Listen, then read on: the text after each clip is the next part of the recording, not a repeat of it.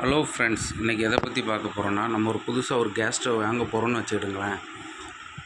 என்னென்னலாம் கவனமாக கேட்டு வாங்கணும், எப்படி யூஸ் பண்ணணும், எதெல்லாம் நம்ம வாங்கும்போது என்னென்னதெல்லாம் இருக்குது, என்னெல்லாம் இல்லைங்கிறத கண்டிப்பாக பார்த்து வாங்கணுங்கிறத இந்த வீடியோவில் வந்து பார்க்க போகிறோம். இந்த வீடியோ யூஸ்ஃபுல்லாக இருக்கும். இது உங்களுக்கு தெரிஞ்சவங்களுக்கு மற்ற குரூப்புக்கெலாம் ஷேர் பண்ணுங்கள். ரொம்ப யூஸ்ஃபுல்லாக இருக்கும். எதுவும் டவுட் எதுவும் இருந்தால் இதில் கமெண்டில் கேளுங்க, நாங்கள் கிளியர் பண்ணுறோம். இப்போ ஃபஸ்ட்டு வந்து நம்ம ஒரு கடைக்கு புதுசாக கேஸ் ஸ்டவ் வாங்குகிறோம், நம்ம போகிறோன்னு வச்சுடுங்களேன். டிஸ்பிளேயில் பீஸ் இப்படி தான் வச்சுருப்பாங்கன்னு வச்சுருங்க. டிஸ்பிளே பீஸ் வந்து நீங்கள் பார்க்கும்போது இப்போ வந்து எல்லாருமே வந்து ஒரு பெரிய கேள்விக்குறி என்னென்னா, கிளாஸ் ஸ்டவ் யூஸ் பண்ணலாமா, யூஸ் பண்ணக்கூடாது, அந்த தான் பெரிய கேள்வி. அதுக்கு ஒரு சொல்யூஷன் சொல்லுறேன். கிளாஸ் ஸ்டவ் வந்து யூஸ் பண்ணுறது ஒரு பெரிய விஷயமே இல்லை. நீங்கள் வாங்கும்போது 8mm கிளாஸான்னு கேட்டு வாங்கணும். சேல்ஸ்மேன்ட்ட இல்லை கம்பெனி பெர்சன்ட்ட வந்து கிளாஸ் வந்து 8mmன்னு கேட்டு வாங்கணும். அது வாங்குறது பெரிய விஷயம் இல்லை. அது யூஸ் பண்ணும்போது எப்படின்னா, நம்ம யூஸ் பண்ணும்போது இந்த கிளாஸ் வந்து ஹீட் ஆகும். ஹீட் ஆகும்போது என்ன பண்ணணுன்னா, நீங்கள் வந்து வேலையை முடிச்சுட்டு உடனே நம்ம ஆஃபீஸ் போவோம், ஸ்கூலு காலேஜ் எல்லாம் போவோம். உடனே வேலையை முடிச்சுட்டு இப்படி தொடச்சி வச்சா வேலை முடிஞ்சிடும் அப்படின்னு உடனே துடைக்கக்கூடாது. இந்த கிளாஸில் உள்ள ஹீட் வந்து குறைஞ்ச பிறகு தான் நம்ம துடைக்கணும். அப்படி துடைச்சா கிளாஸ் அடுப்பு எதுவுமே ஆகாது. லைஃப் டைம் நல்லாயிருக்கும். பார்க்க நமக்கு ஹை லுக்காக இருக்கும். நம்ம கிச்சனுக்கே ஒரு அழகு மாதிரி இருக்கும். நீங்கள் என்ன பண்ணணுன்னா, கிளாஸ் ஸ்டவ் வந்து நீங்கள் வாங்கும்போதே 8mmன்னு கண்டிப்பாக கேட்டு வாங்கணும். கேட்டு வாங்கிட்டோன்னா ஒரு பிரச்சனை கிடையாது. அதுவும் நீங்கள் யூஸ் பண்ணுறது, நம்ம ஹேண்டில் பண்ணுறதுல தாங்க இருக்குது எந்த பொருளுமே. அது லைஃப் வருமா வராதாங்கிறது நம்ம கையில் தான் இருக்குது. அதனால் என்ன பண்ணால், நீங்கள் கேஸ் ஸ்டவ் காலையிலே நீங்கள் சாதம் எல்லாமே ஆஃபீஸ் போகும்போது எல்லாமே ரெடி பண்ணுறீங்க.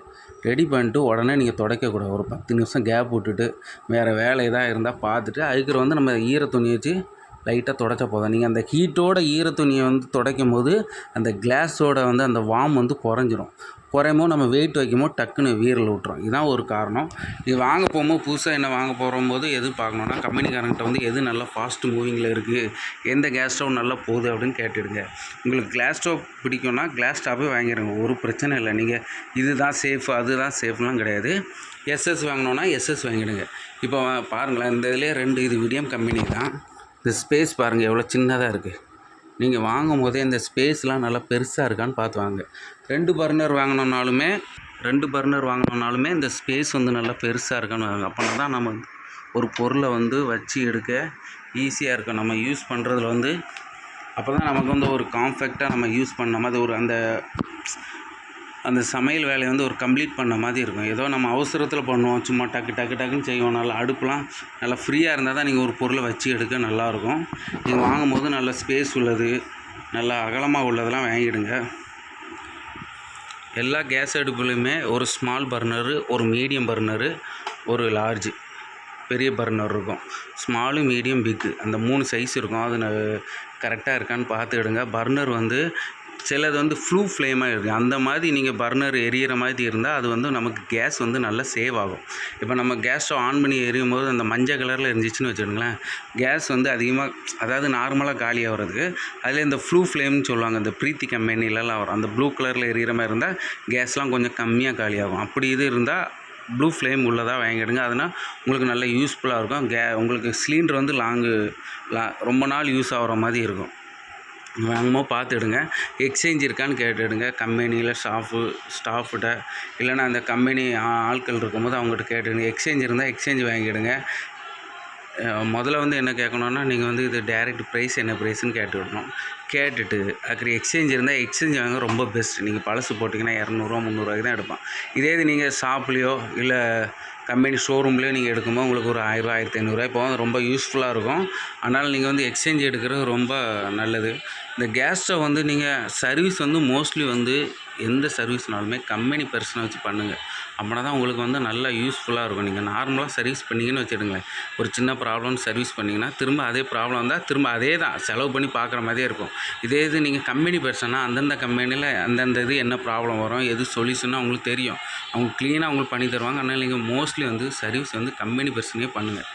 ஓகேவா? அவங்க தான் உங்களுக்கு நல்லா பண்ணி தருவாங்க. அதனால் மோஸ்ட்லி நீங்கள் சர்வீஸ்லாம் வெளியே பண்ணாதங்க.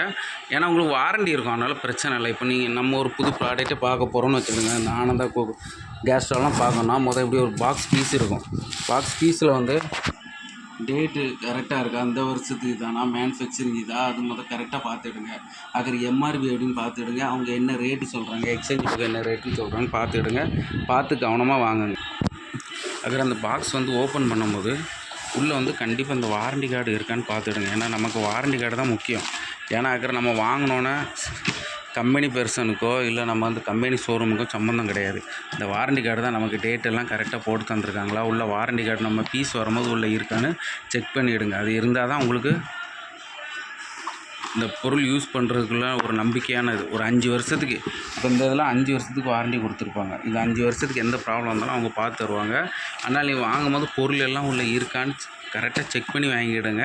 ஏன்னா அக்கறை இல்லைன்னா அக்கறை நம்ம கம்பெனியில் தான் கம்ப்ளைண்ட் பண்ணி வாங்குற மாதிரி இருக்கும். அதனால் நீங்கள் பாக்ஸ் பீஸ் வாங்கும்போது கண்டிப்பாக உள்ளே செக் பண்ணிக்கிடுங்க.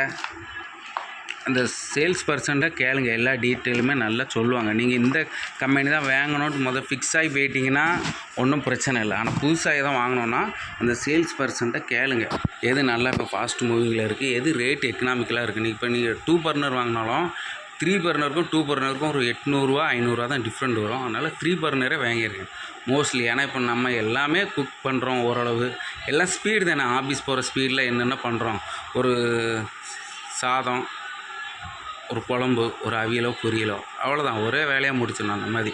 அதுக்கப்புறம் இன்னொன்று கவனிக்கிறது என்னென்னா, எங்கே ஷோரூம் போனாலும் அந்த டீப் வந்து நேராக இருக்கிறதா பார்த்து வாங்க.